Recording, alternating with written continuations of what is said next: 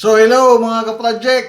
Mga ka-project, ngayon ipakita ko sa inyo ngayon yung GoPro 3 Plus ko. Ito yung kauna-unahon kong GoPro, yung luma kong GoPro ito. GoPro Hero 3 Plus. Yung casing niya, may kasama pa siyang casing na na external.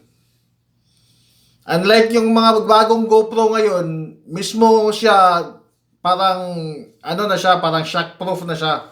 So ang feature nito mga ka-project, ang specs nito is professional 4K, cinema 12 foot per second.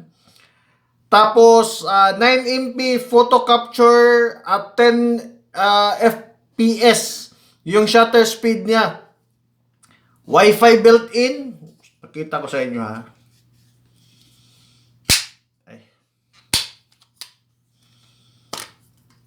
Wi-Fi. Pareho din sa ibang GoPro. Yung Wi-Fi button. Compatible remote. Pero yung remote nito is sold separately. GoPro compatible free app. Tapos 197 60 meter waterproof housing. Ito. Ang lang nito mga ka-project is wala siyang yung monitor sa likod. So hindi mo siya makita kung ano. Pero effective pa rin siya. Actually, na-acquire ko to siya noong digmaan sa World War II sa Bataan, March. So, of course, lumang model, pero effective pa rin siya. Later on, I will show you the capture niya sa panoramic na capture na, tsaka yung photo capture niya. Effective pa rin siya. Maanghang pa rin to. Pwede pa rin tong gamitin sa bakbakan. Pero yeah, of course, hindi na siya pwede mag-compete dun sa mga mga bagets. So, mamaya-maya, i-vlog ko ulit yung 5 ko tsaka yung 8 ko na GoPro para ma-compare ninyo. Regarding sa price nito, nakalimutan ko na kung magkanong bili ko nito tapos hindi ko na malukit. Hindi na ako maka-search sa net kung ano na ang existing presyo nito ngayon. Kita niyo yung mga ibon ko sa likod mga kapatid. So ito yung GoPro Hero 3 Plus.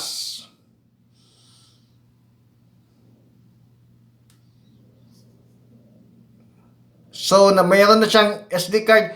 By the way mga ka-project, kung gusto niyo palang lagyan to siya ng monitor sa likod, may attachment siya. May nakita ako sa Shopee yata yun, may attachment siya na around 1,000 something para makita mo, pero hindi siya touchscreen. Pero at least na lang yun na makita mo kung saan naka-project yung camera mo. Pero kung magbili ka nun, magbili ka lang ng bagong GoPro. So, ipakita ko sa inyo kung ano yung mga ek-ek niya ha. But my shadow. So, ito na yun mga kapatid, yung tapuhan mo na natin, be. Yung GoPro 3 Plus, Hero 3 Plus ko is may na siya, may casing. Once again, ulitin ko, nabili ko siya sa Gira sa Bataan, yung Death March. So, kasama na tong waterproof housing niya. Kasi ito yung hitsura niya sa malapitan, yung Hero GoPro 3 kasi wala siyang protection dito. Kung hindi mo siya ilagay sa housing, madali siyang masira. So once again, iulit ko, kung gusto mo siyang palitan ng monitor, may mabili tayo na monitor dito na kita ko kung mayroon kang unit na ganito hanggang ngayon, na antique na yata to eh. makabili ka 1,000 plus na monitor pero hindi siya touchscreen. So lalagyan ng SD card, Wi-Fi, mode button, click ito ano ba to? Yung pang-click niya sa camera tsaka sa on off. So ito yung feature. Saglit. So camera mode. First is the camera mode. Second is the ano ba to? Shutter. Shutter bang tawag nito? Basta yun na yun. Continue shot. Tapos time lapse. Tapos settings niya. Tapos lastly is the video. So also in my here in the it's a vlog na to, i-attach ko rin yung kuha ng camera niya. Pwede pa rin, palaban pa rin siya. Mga kaproject, GoPro, isa ako sa mga buhay na saksi sa GoPro. Matitibay talaga ang GoPro. This is the best action camera na so far na nasubukan ko. Hindi ito ha. Of course, kasali din to. The brand GoPro itself. So, hayon yung GoPro Hero 3 ko. Ikot-ikot.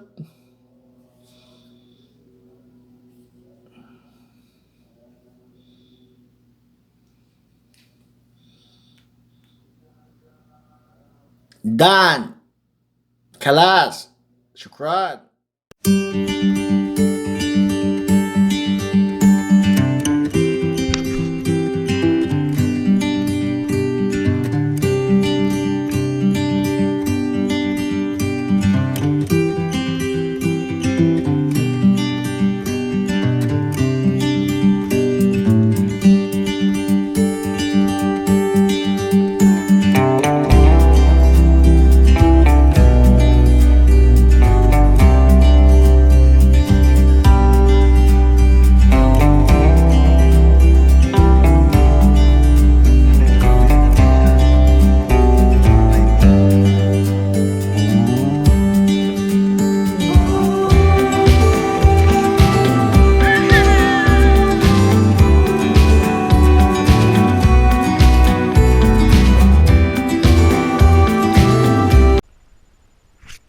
Subukan natin yung yung stability test.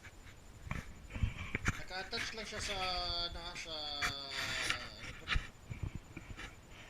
kalimutan ko yung pangalan tong yung mataas ba? Selfie stick.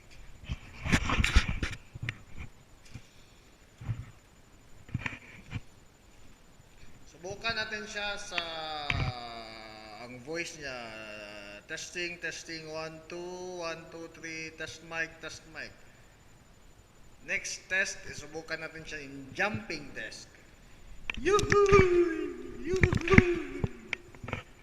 Baba tayo dito sa jumping test. Gusto mong mag-jumping test dyan?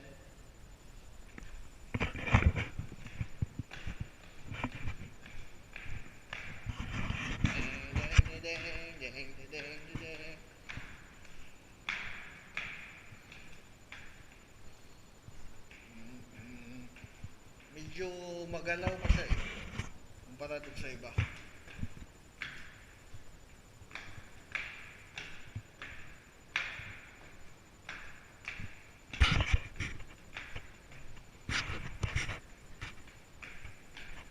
Mamukas tayo ng pintuan kung nakauwi na ba yung mga bugoy.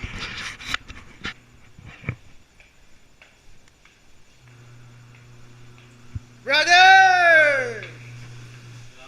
Wala ba sila Mark, brother? Si Mark. Naglusi. Mamaya na kasi nagtitesting pa ako sa ano ko. Tulog mo na.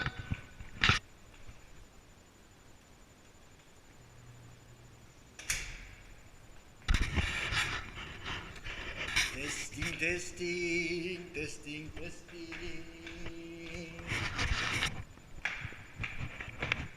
Uy, parang umulan yata. Ah,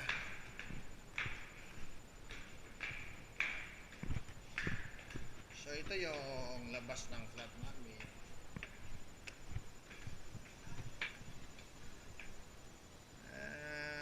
Wala pang maraming sasakyan, hindi pa umuwi yung mga bugoy. So balik na tayo sa taas. Pero mag-elevator na tayo kasi pagod na yun eh.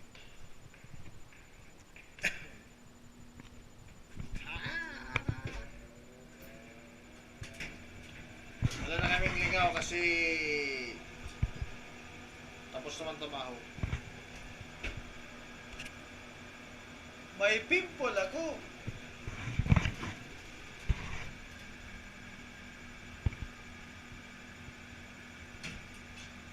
Alright.